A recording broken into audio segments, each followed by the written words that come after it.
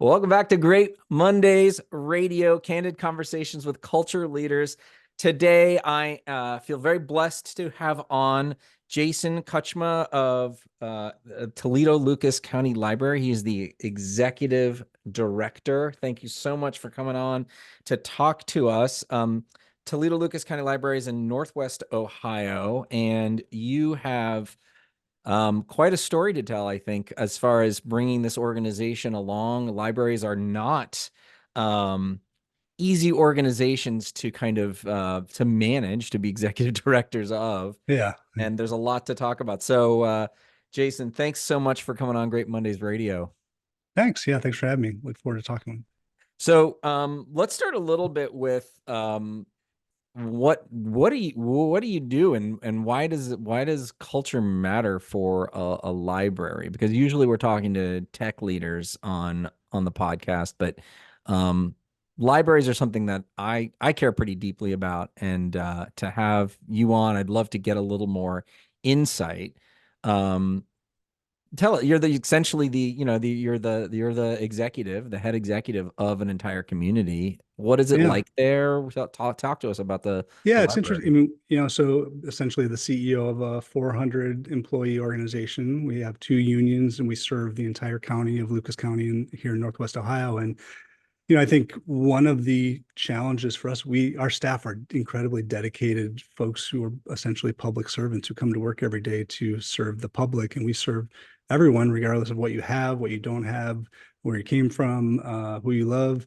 And I think that poses some really interesting challenges. It's sort of, I struggle because sometimes people refer to librarianship as a calling, but I don't. I think that is problematic to some degree, because it's still work and we still have to show up every day and we still have jobs to do, right? Right. So I think really, when we think about trying to serve everyone in our community, across all socioeconomic strata, like I think imperative for us to have a really strong culture within the organization. And I think you mentioned sort of the challenges of being a library director. I came into this job with a number of different challenges. One, I followed a predecessor who had been here for 30 plus years as the director. Two, after I was hired and assembled my leadership team, we had never worked together and we were all thrown into a pandemic, basically a month after I had the leadership team developed. During the pandemic, we had a cybersecurity attack. And so throughout all of those kind of like external kind of things, we've been really working together to try to really build a strong culture within the organization that, reflects what we want to put out into the community and what we want the community to bring back to us. When you came on as the executive director, did you did you have this understanding or comprehension of the importance of culture? Was that something that occurred to you when you got socked in the face with all those challenges you just mentioned? It's always been, whether I've been able to articulate it directly or not, it's always been something that I think about with any kind of organization that I've been involved in. Whether it was starting small nonprofits in my 20s or to managing a nonprofit before I came here. And it all goes really back to communication. I came out of my undergrad with a communication degree and spent a lot of time thinking about how that impacts and creates the culture within our organization. And frankly, I mentioned I came into an organization where my predecessor had been here for 30 plus years. There were some challenges and some big rifts between, staff who were serving the public and what their perceptions of what administrators knew about the work that they do day in and day out. Sure. And administrators thinking that they maybe knew more about what was happening than they didn't. And so I really not struggled, but I think really prioritized building pipelines of communication up and down the organization to help tighten up that, to close the daylight between, what's happening on a day-to-day basis versus what's happening at the leadership level. And it's been varying degrees of success, and it's something that we're always continuously trying to improve.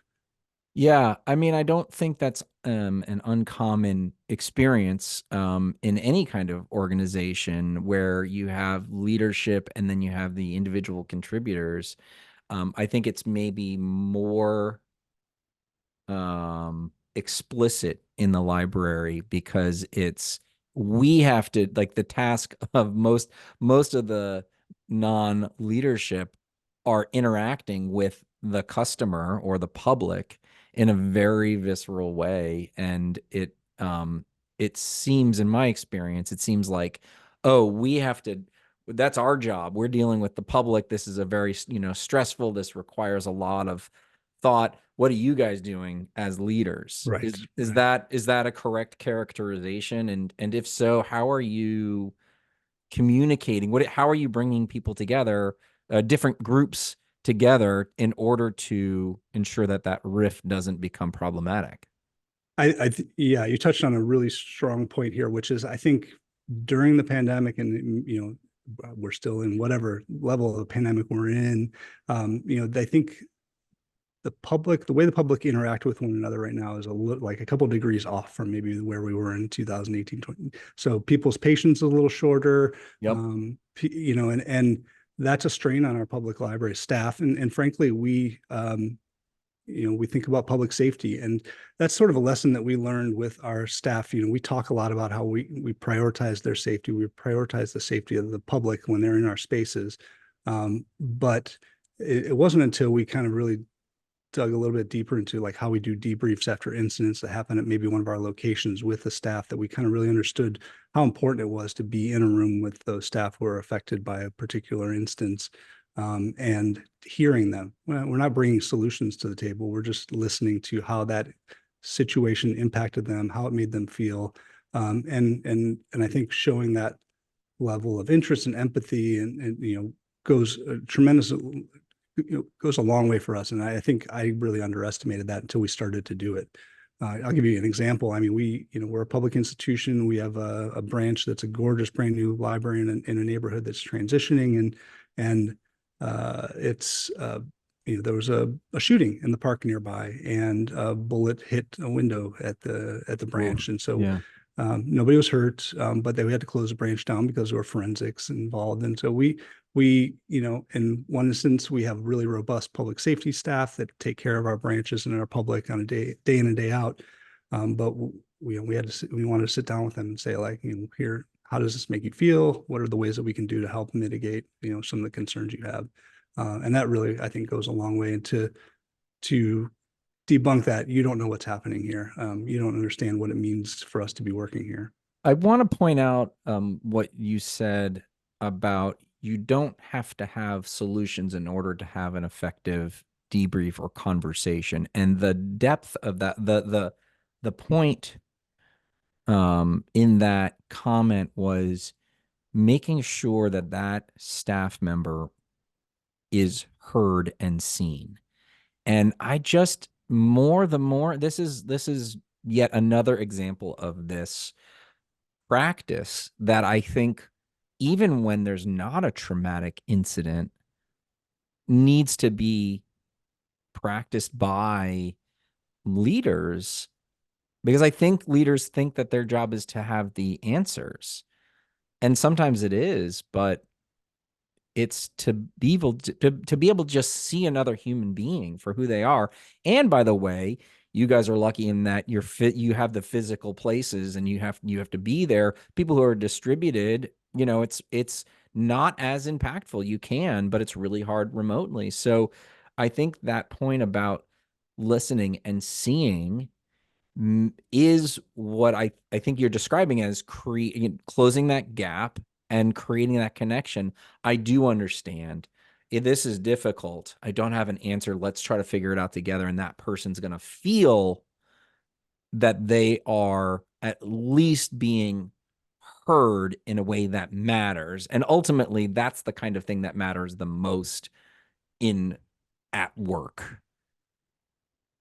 Yeah, I mean, I'll be the first to say I don't know, and I do not come to these conversations with a predetermined outcome. And I think, being able to have that sort of humility, and I think that's, when we talk about our organizational culture, like I really feel like our leadership team embraces our humility, our vulnerability in working with staff, and I think recently we did a staff engagement survey, and I think we've seen the numbers going in the right direction over a 2-year period. But one area that we have not moved a lot is staff saying that administrators don't understand what my job is. And we have done a lot of things to kind of clear the air there, to sort of to debunk that perception. But ultimately, I think we just have not been communicating what we've been doing to address those things. So you mentioned distributed staff, and there's remote staff, right? People working all over the country, all over the world. We're kind of quasi-remote in the sense that we have 20 locations around the county. Okay, So that's a fair point. it is challenging because we're not all in the same building, and it is I can go visit a branch and spend a whole day with them, but that doesn't impact the other 19 branches, for example. And so not communicating or not being as I think vocal or transparent about what we have been doing to kind of address people's perception that we don't know what's happening on the day-to-day basis is something we learned pretty recently. I think that we need to spend more time talking about what we're actually doing for staff or with staff. And it feels like we're humble leaders and we don't necessarily want to be tooting our horn, but staff need to know like that I was at all 20 branches within the last month and a half, for example. They may or may not see that. So it sounds like two-way communication. So talk to me. You described before we started recording. You described how you guys have kind of revamped and amped up the internal communications process. That was something that you really are digging into, have dug into, and are digging into. How do you have an example of how you're trying to make sure that information is not just dumped on employees, but Yeah. also received? How do you make how have you found success, or what challenges, if you haven't, in creating that system that allows for two-way conversations?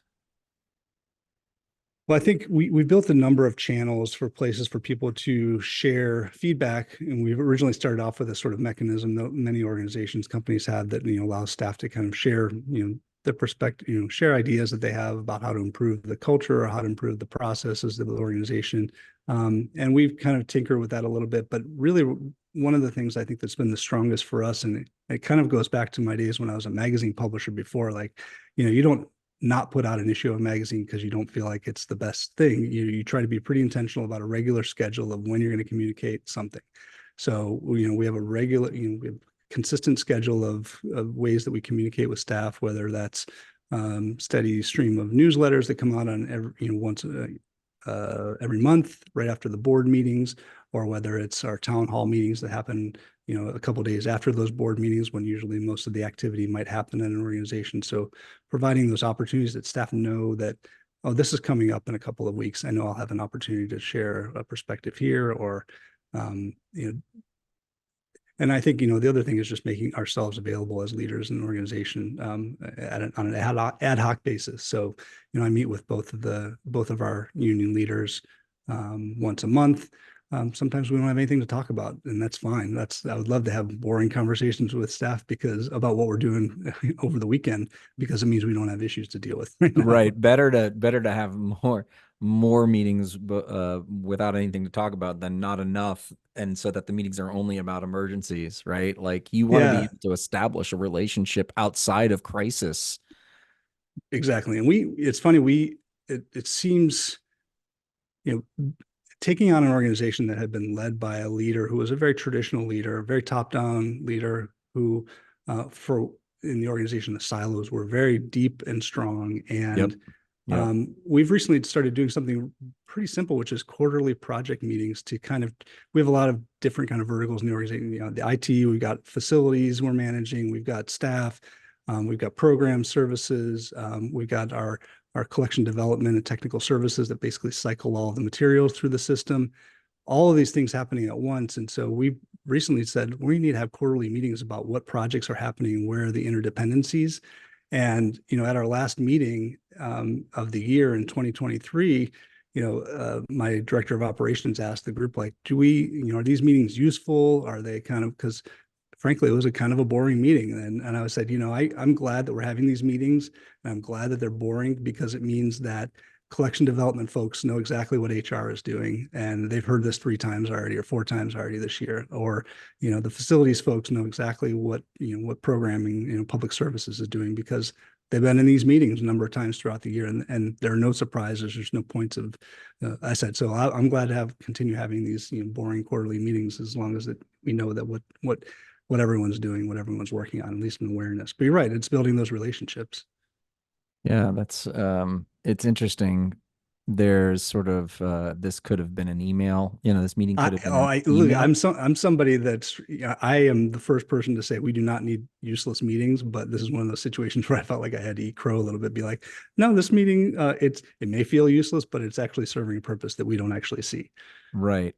And I think I mean, there is quite a meeting backlash. I think that we're Yeah, all feeling, right? But you have been very explicit about the intent of this meeting. And often meetings that are a waste of time, they're just an easy way to put off work until people are together in a room, right? And you don't have that intent. So now you're saying, no, no, no, we're doing this intentionally. I know it takes a lot of time. I know it's boring. yeah, yeah, And this is why we're doing it. And yeah. so I think that is exactly your job. I mean, I heard someone say this, it's like, as a CEO that you've done your job in communicating the message when your staff starts making fun of you by parroting that message back to you, right? Yeah. You're like, okay, now I know you got it because you have to repeat it and repeat it and repeat it and repeat it. So every time you're like, thank you for coming, coming back to this meeting. The other thing that I believe deeply in, and I know that's something that you are working on, is staff appreciation, recognition. Can you talk a little bit about um, how what maybe what's worked and what hasn't, how you're experimenting with that, why you're focused on that? Usually organizations are like, yeah, once a year you get a sales award or whatever it is.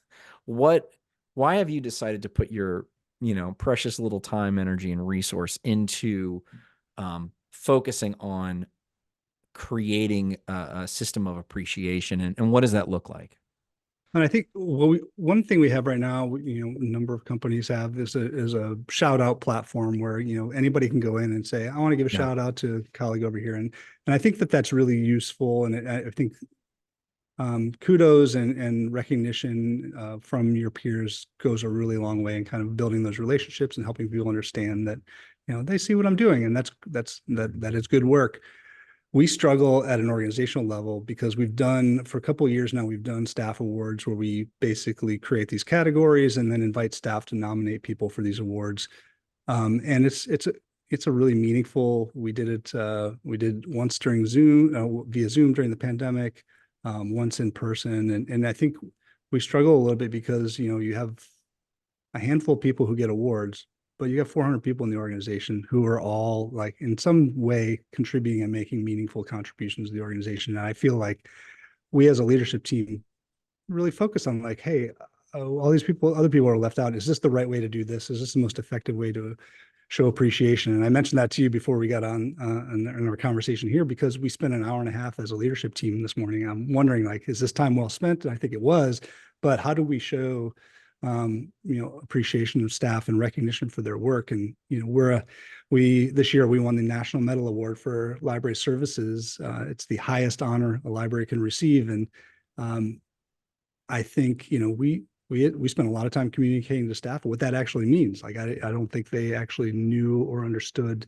how big a deal this was, and so I think we struggle with a little bit with sort of that appreciation fatigue or that award fatigue. Like, oh, great, we got another award, or here's an award. What does this mean?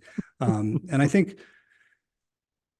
so. Yeah, I don't know that we've actually cracked the code. I wish I had an answer to that because, frankly, we're struggling with, do we appreciate the entire agency, the entire branch, or do we single out individuals? And as I think a leadership team that is really dialed into how our staff are feeling on a day-to-day basis, we're really quick and easily put into the mindset of the person who didn't get the award. Like we're quick to understand like what it means for somebody who Yeah. didn't get an award, even though Yeah. they've worked really hard throughout the entire year. Yeah. And so Yeah. we still struggle with it. I don't know that we landed on an answer. Well, I think So If one you have thing, the answer, I'm glad to take it, by the I have some way. suggestions. Um, Yes. have you thought about like a team award or something like that, where you can like elevate a whole team, however you define team or department, right? Like that might be a nice way to kind of, I don't know. Is that something that you've Yeah, yeah. And I considered? Or, think, yeah, and that's sort of where we're getting at with the agencies. Like every one of our, departments or agencies or branches should get, could get a team award for something they've done. But then those nominations I feel like are additional work on top of the work that people of are already course. doing. Yes. And that's the Yes. other thing too, is like, Yes. so, maybe there's a manager, maybe we ask our managers to say, like, tell us something that everybody on your team did really well last year. Well, maybe one of those managers is having a really bad month and they can't get that done. And so all those staff suffer for that, Yep. or the workload, or everything, life gets in the way. And so our biggest struggle is how do we recognize and do that appreciation without adding additional work to everyone's plate to stop and do that. Or devaluing the award, like you said, you're like, here's another award, right? You're Yeah. like, it's Yeah. it's fatigue. Um, my quick response is that it's got to be done in a lot of different ways from a lot of different directions. And it like you said, there's the peer to peer, and then there's also the manager to peer, and it doesn't, and a recognition can just be a pat on the back. Yeah. There are those formal programs that do take effort and time and energy, and that's, you can decide how you want to put that in, but there's a bunch of different ways to do it, and you just have to teach your teams how to do it in an informal way, right? Of just like, thanks a lot for doing this, or acknowledging someone. Like, how do you create that culture or that, practice of being an organization that compliments and recognizes? Because that's, Yeah. and I'm going to tie it right back to the beginning. Hey, I see you. Thank you. Right? Like Right. that's it. It doesn't need to be a freaking plaque, Yeah. I have right? a really Like, good example. Yeah. It's interesting you mentioned that I see you because, last week we're talking about a little bit about weather. Everybody across the country is experiencing weather right now. And we had snowfall at the end of the day on a Friday, and it came at about 3:30. We close at 5:30. Custodians have left at 3, and they're the ones who'd be responsible for snow removal. So we're watching the snow out the window thinking, we know that all the staff are going, when are the administrators going to call it? Like, when are they going to send us home early? It's Friday and the snow's not letting up at all. And ultimately, there's nothing we could do. Our hands were tied. We're not going to call the custodians back. There's no reason for us to close early, like 2 hours before our closing time.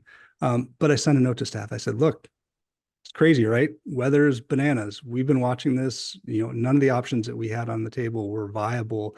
But we just want to let you know that we see you and be safe on your way home. And got a note from staff that was like, hey, thank you. We appreciate that you saw us. We appreciate that you took a moment to at least acknowledge that this is what we're thinking about talking about.